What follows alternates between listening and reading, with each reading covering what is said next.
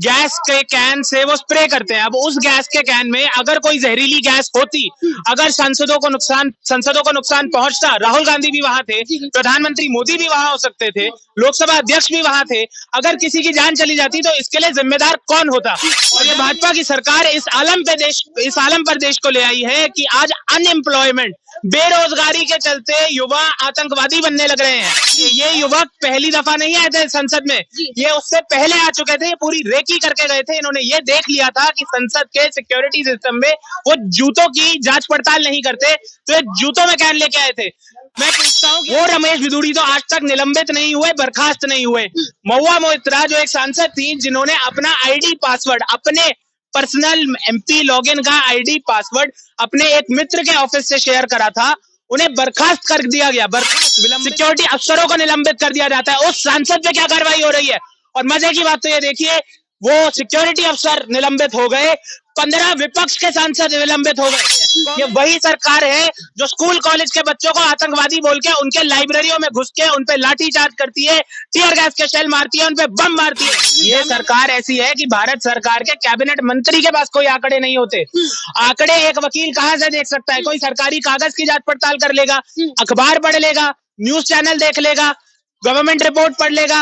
अरे किसी कहीं पे तो आंकड़े आते नहीं है। आंकड़े आते हैं संसद में अमित शाह जी की मुंह बोली बातों से कि भैया सटीक खबरों का सीधा असर। आप देख रहे हैं एनसीआर समाचार। मैं आपके साथ रितेश मंगवाना और आप देख रहे हैं एनसीआर समाचार। इस वक्त की बड़ी खबर ये आ रही है कि जब कल संसद में जो घटना हुई है उसके लिए 2 युवकों पर यूएपी की धारा लगा के आज उनकी पेशी है, और जहां पर ये कार्रवाई इस घटना को अंजाम दिया गया है, वहां के 9 स्टाफ जो कि सुरक्षा कर्मी वहां पर थे उनको सस्पेंड कर दिया गया है। हमारे साथ इसी मुद्दे पर बातचीत करने के लिए निखिल जैन, जो सुप्रीम कोर्ट के वकील हैं, अपनी बातों को बड़ी बेबाकी से और तथ्यों के साथ रखते हैं, तो सीधा उनसे बातचीत करेंगे।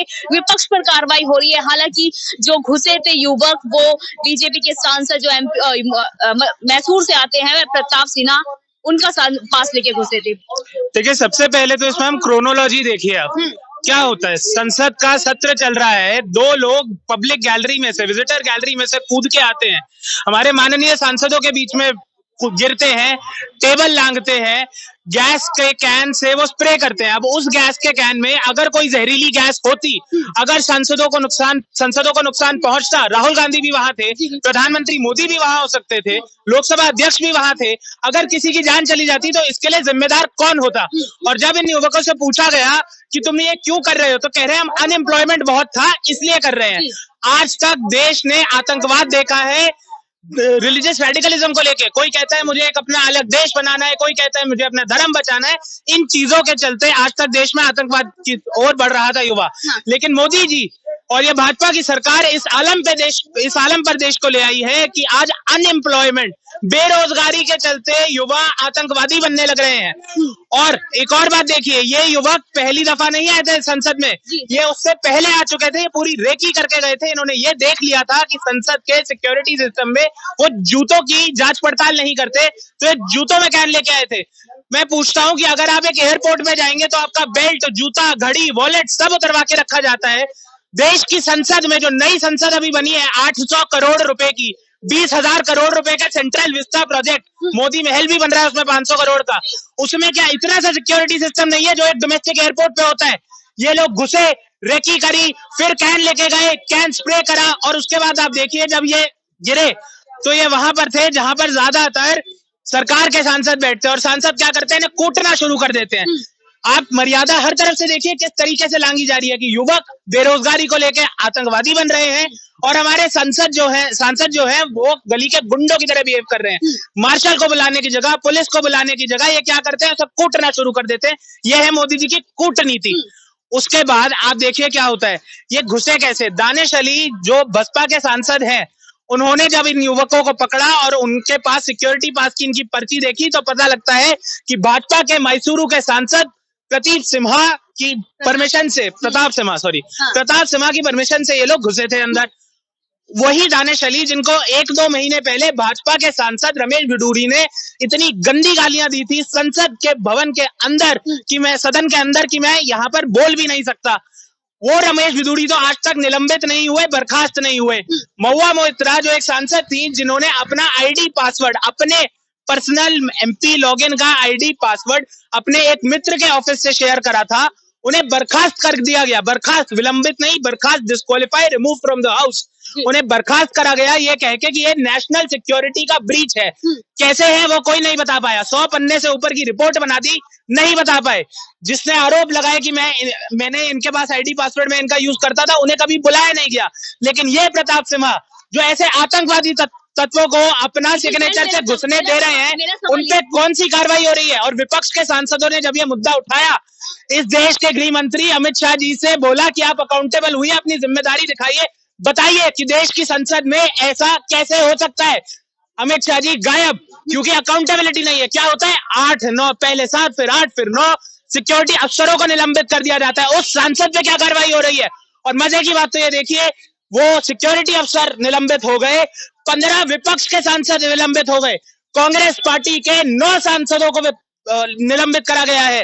डेरेक ओब्रायन जो एक बहुत मुखर आवाज है सरकार के खिलाफ, अदानी के खिलाफ, मोदी के खिलाफ, उन्हें निलंबित। सवाल ये भी है कि ये 22 साल बाद फिर से एक बार दुर्घटना जो है संसद में हुई है, सिक्योरिटी ब्रीच हुआ है बहुत तगड़ा। 22 साल बाद, एक बार 2001 में तब भी भाजपा की सरकार थी और आज 2023 है तब भी भाजपा की सरकार है। ये षड्यंत्र है तो इसका मास्टरमाइंड कौन है? रितेशना जी, जिस तरीके से आप तार जोड़ रही हैं, अगर इस देश के बड़े बड़े मीडिया संस्थान वो तार जोड़ने लगे तो देश को भी इस पार्टी की सच्चाई समझ आ जाएगी। इकलौती ऐसी पार्टी है जिसके शासन में संसद पे ऐसे अटैक हो रहे हैं, संसद पे देश की। बिल्कुल सही कहा आपने, 2001 में वाजपेयी जी की भाजपा की सरकार थी और आज 2023 में मोदी जी की भाजपा की सरकार है, और संसद के अंदर घुस के लोग इस तरीके की आतंकवादी हरकतें कर सकते हैं। ये वही सरकार है जो स्कूल कॉलेज के बच्चों को आतंकवादी बोल के उनके लाइब्रेरियों में घुस के उनपे लाठीचार्ज करती है, टीयर गैस के शेल मारती है, उनपे बम मारती है। जामिया मिलिया इस्लामिया में जो हुआ था दिसंबर 2019 में, देश और देश का युवा और देश के छात्र आज तक भूले नहीं है। लेकिन उस प्रताप सिम्हा, उस भाजपा के सांसद का अभी तक क्या हुआ है? क्या कोई कार्रवाई हुई? 15 सांसदों को आपने बिना कार्रवाई के निलंबित करा, एक सांसद को आपने 25 दिन में फर्जी कार्रवाई करके बर्खास्त करा, नेशनल सिक्योरिटी का हवाला देके, हाउस डिसरप्शन का हवाला देके। जिस आदमी ने सदन की सिक्योरिटी को, सांसदों की सिक्योरिटी को, प्रधानमंत्री की सिक्योरिटी को इतना थ्रेटन करा है, उस आदमी के खिलाफ क्या कार्रवाई? चुनावों से पहले इस तरीके की दुर्घटना क्यों होती है? इस तरीके के दंगे क्यों होते हैं? इस तरीके की सिक्योरिटी में ब्रीच क्यों होने लग जाता है चुनावों से? रितेशना जी, जैसे कहते हैं ना फिल्मों में, आगे आगे देखिए होता है क्या। ये तो शुरुआत है। भगवान का शुक्र है कि किसी भी सांसद को, किसी सिक्योरिटी कर्मी को, किसी कर्मचारी को, अधिकारी को कोई चोट नहीं लगी इस किस्से में। चोट लगी है मतलब किसी को कोई गंभीर चोट नहीं लगी है।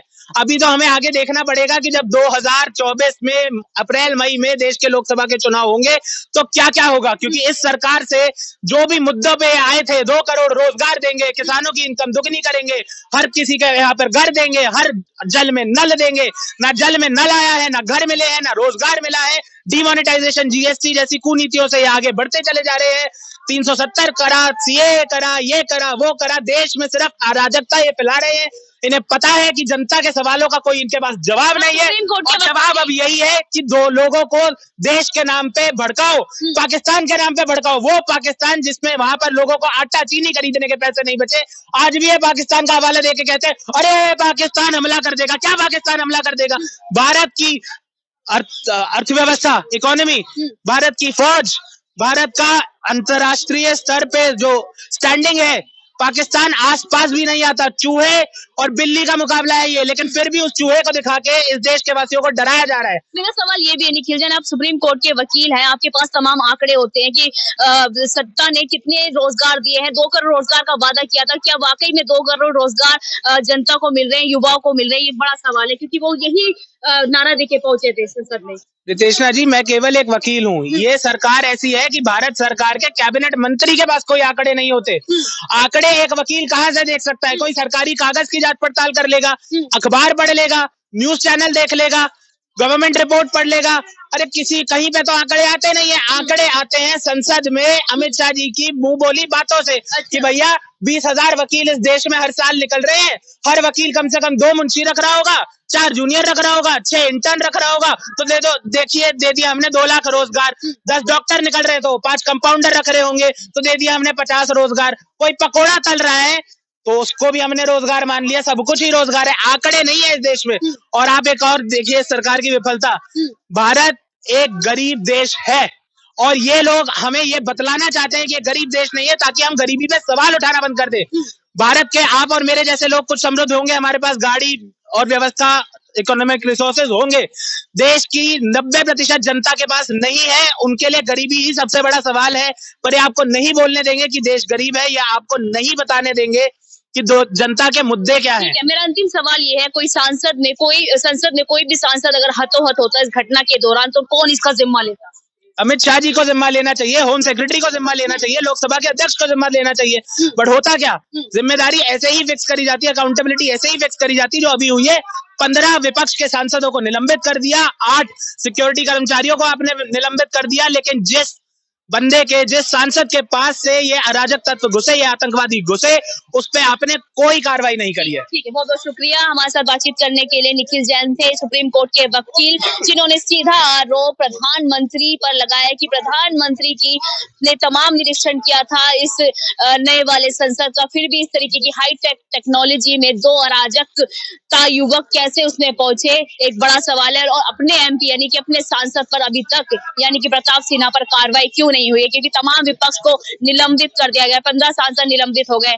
पर देखना यही होगा अपने सांसद पर कब कार्रवाई प्रधानमंत्री करेंगे। मैं आपके साथ रितेश मंगवाना और आप देख रहे थे एनसीआर समाचार।